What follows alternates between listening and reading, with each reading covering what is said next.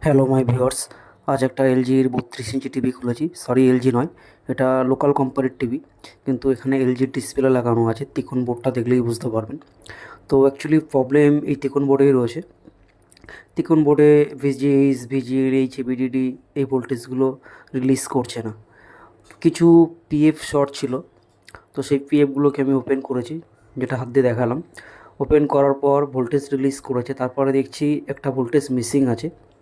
সেই ভোল্টেজটা কিছুতেই জেনারেট করতে পারলাম না, যার জন্য একটা বোর্ড লাগিয়ে ভোল্টেজটাকে বাইপাস করেছি। তারপরে স্ক্রিনটা এসছে, টিভিটা সন্তোষের আছে, দেখতে পাচ্ছেন। ডিসপ্লেটা এলজির আছে।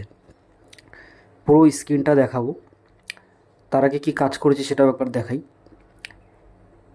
এলজির প্যানেল, লোকাল টিভি এরকম খুব কম দেখা যায়।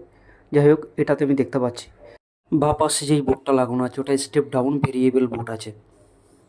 তো ওই বোর্ডটা দিয়ে ভোল্টেজ বাইপাস করা হয়েছে। টিভিটা সন্তোষের লোগো, কিন্তু যখন অন করছি ক্লারিয়নের লোগো আসছে, কারণ মাদারবোর্ড কাস্টমার চেঞ্জ করেছে।